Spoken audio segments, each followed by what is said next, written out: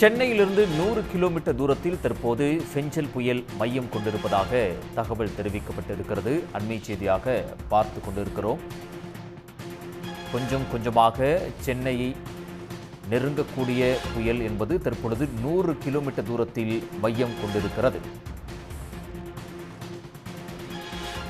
நள்ளிரவு முதலே சென்னை முழுவதும் பலத்த மழை விட்டு பெய்து வரக்கூடிய சூழலில் தற்பொழுது சென்னையை நோக்கி ஃபெஞ்சல் புயல் நகர்ந்து கொண்டிருக்கிறது. 10 கிலோமீட்டர் வேகத்தில் தற்பொழுது ஃபெஞ்சல் புயல் என்பது நகர்ந்து கொண்டிருக்கிறது. சென்னையிலிருந்து 100 கிலோமீட்டர் தூரத்தில் இந்த ஃபெஞ்சல் புயல் மையம் கொண்டிருக்கிறது.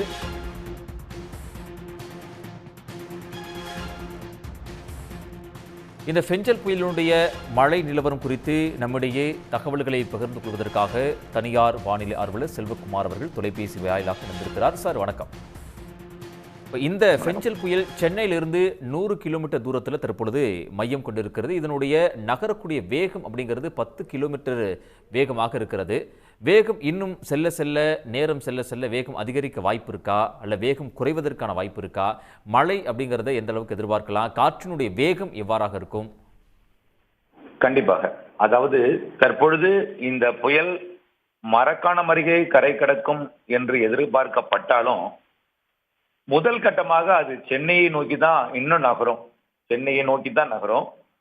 வரக்கூடிய மணி நேரங்கள்ல இன்னும் ஒரு 25 கிலோமீட்டர் சென்னையை நோக்கி நகரும். இப்ப 100 கிலோமீட்டர்னா இன்னொரு 25னா 75 கிலோமீட்டர் வரைக்கும் சென்னைக்கு நெருக்கமாக இன்றைக்கு முன்னிரவு நள்ளிரவிலே அமையும் என்று எதிர்பார்க்கப்படுகிறது.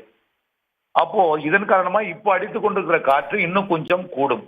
மாலை இரவிலே, முன்னிரவில நள்ளிரவு வரைக்கும் மழை பொழிவும் இப்பொழுது பெய்து கொண்டிருக்கூடிய மழை பொழிவை விட இன்றைக்கு மாலை முன்னிரவு நள்ளிரவு வரைக்கும் மழை பொழிவு இன்னும் கூடியிருக்கும். பிறகு இந்த நிகழ்வானது சற்று அந்த இடத்துல ரொம்ப நேரம் காத்திருக்கும். அதாவது விடியும் வரை காத்திருந்து பிறகு அப்படியே டேர்ன் ஆகும். எப்பொழுதும் திசை மாறும். திசை மாறும் பொழுது கொஞ்சம் நேரம் எடுத்துக்கொள்ளும். அதனால காலை வரைக்கும் சென்னையில அதன் நீடித்துக் கொண்டிருக்கும் என்பதனால கொஞ்சம் மழை பொழிந்து கொண்டே இருக்கும், கனமழை பொழிவாக. அந்த நள்ளிரவுக்கு பிறகு பெய்யக்கூடிய மழை நேரத்துல என்ன ஆகுதுன்னா, அந்த இரு காற்று இணைவு, குளிர் வெப்ப நீராவி இணைவு என்பது இப்பொழுது வடக்கு பக்கம் அமைந்து கொண்டிருக்கிறது. அதாவது இப்ப நிகழ்வு எங்க இருக்கோ அதற்கு வடக்கே மழை. புதுச்சேரியில மழை இருக்கிறது, ஆனால் கடலூரிலே மழை இல்லை, மயிலாடுதுறையில் மழை இல்லை. ஆனால் நள்ளிரவுக்கு பிறகு என்ன நடக்க போகிறது என்றால், நாளை அதிகாலை இது தெற்கு நோக்கி திரும்பும் பொழுது பாலக்காடு, கணவாய் மற்றும் கர்நாடகா வழியாக குளிர்காற்று வர இப்பொழுது நேரடியாக வட இந்தியாவிலிருந்து ஆந்திர பிரதேசம் வழியாக குளிர்விக்கிறது, நீராவியை நீராக மாற்றுகிறது. ஆனால் அதாவது நாளை அதிகாலையிலிருந்து தெற்கு புறம் இணையும் என்பதனால வட சென்னை மழை தீவிரம் குறையும். அதே நேரத்துல திருவள்ளூர் மழை தீவிரம் குறையும். நாளை தாம்பரத்திற்கு தெற்கே, சரியாக கேளம்பாக்கத்திற்கு தெற்கே மழை பொழிவு அதிகரித்து காணப்படும். நாளை அதிகாலை காலை நாளை பகல் முழுவதும் அந்த தென் சென்னை மற்றும் செங்கல்பட்டு மாவட்டம், காஞ்சிபுரம் மாவட்டத்தோட தெற்கு பகுதி, இதுவரை மழை தொடங்காமல் இருக்கக்கூடிய மயிலாடுதுறை, கடலூர் மற்றும் உள்ளே அரியலூர், பெரம்பலூர் மாவட்டம், உள்ளே இருக்கக்கூடிய மாவட்டங்களுக்கு திருவண்ணாமலை வரைக்கும், அதேபோல கள்ளக்குறிச்சி மாவட்டம் வரைக்கும், விழுப்புரம் மாவட்டத்தில் மேற்கு பகுதி வரைக்கும் நாளை அதிகாலையிலிருந்து மழை பொழிவு தொடங்கும் என்று எதிர்பார்க்கப்படுகிறது. இந்த நிகழ்வு மெல்லதான் நகரும். அதாவது உடனடியாக அது மாமல்லபுரத்திற்கோ மரக்காணத்திற்கோ இடைப்பட்ட பகுதியில் கரை கடந்து விடாது.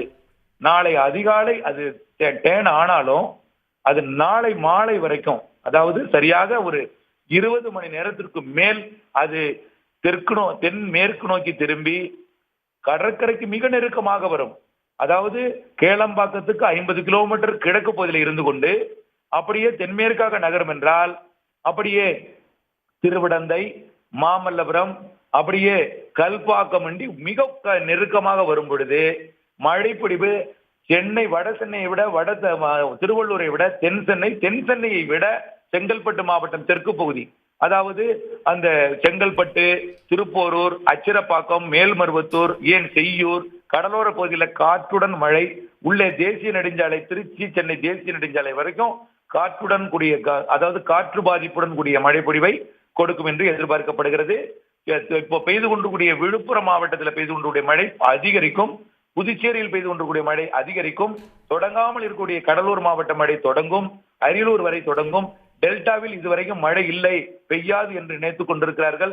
தெற்கு புறம் இரு காற்று இணைவு நடைபெறப் போகிறது நாளையிலிருந்து என்பதனால மேற்கு புறமும் தெற்கு புறமும் மழைப்பொழிவு கூடும் நாளையிலிருந்து.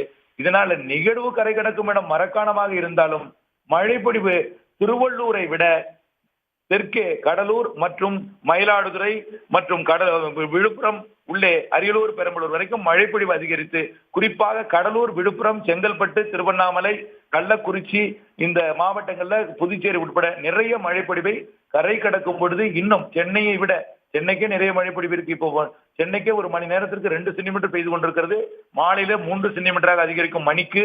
அது நள்ளிரவிலே மணிக்கு 4 சென்டிமீட்டராக இருக்கும் என்பதனால சென்னைக்கு நள்ளிரவுக்குள்ளே கொஞ்சம் பாதிக்கிற மழைப்பொழிவாக இருக்கு.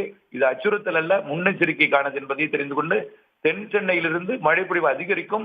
அது மயிலாடுதுறை மாவட்டம் வரைக்கும், உள்ளே சேலம் மாவட்ட எல்லை பகுதி வரைக்கும் மழைப்பொழிவு அதிகரித்து காணப்படும். இது கரை கடப்பது என்பது நாளை மாலை 6 மணி ஆகிவிடும். 6 மணிக்கு தான் அது கரையே கடக்கும். அது வரைக்கும் செங்கல்பட்டு மாவட்ட கரையோரத்திலையும் விழுப்புரம் செங்கல்பட்டு மாவட்ட இடைப்பட்ட அந்த பாலாறு கடலில் கடக்கக்கூடிய இடப்பு அருகே கடலிலே அப்படியே நங்கூரமிட்டது போல் நீடித்துக் கொண்டே இருக்கும். பிறகு மெல்ல 6 மணிக்கு மேல் தான் நகர்ந்து நாளை இரவு 1ஆம் தேதி ஞாயிற்றுக்கிழமை இரவு தான் கரை கடக்கும். திங்கட்கிழமையும் அந்த மாவட்டங்கள்ல மழைப்பொழிவு தொடரும். எந்த இடத்துல மழை பொழிதோ, இப்ப மழை பொழிந்து கொண்டிருக்கிற அந்த இடங்கள்ல திங்கட்கிழமை காலை வரைக்கும் தொடரும். பிறகுதான் இது அப்படியே கல்வராயன் மலைப்பகுதியை நோக்கி அப்படியே பச்சைமலை மற்றும் கொல்லிமலை பகுதியை நோக்கி மெல்ல நகரும். அப்பதான் அங்கே மழைப்பொழிவு 2ஆம் தேதி மாலைக்கு பிறகு தொடங்கும் பொழுதுதான் இங்க மழைப்பொழிவு விடும். ஆனால் சென்னையோட திருவள்ளூர் பகுதியை விட சென்னைக்கு வட சென்னைக்கு மழைப்பொழிவு மிக விரைவிலே வெளியாகிவிடும். ஆனால் தென் சென்னைக்கு நாளைய மறுதினம் காலை வரைக்குமே இருக்கும். செங்கல்பட்டை விட்டு திங்கட்கிழமை மதியம்தான் மழைப்பொழிவு விடைபெறும். ஆகவே மழைப்பொழிவு இன்னும் 48 மணி நேரத்திற்கு மேல் மழை பெய்து கொண்டிருக்கூடிய மாவட்டங்களுக்கு இருக்கிறது எனலாம்.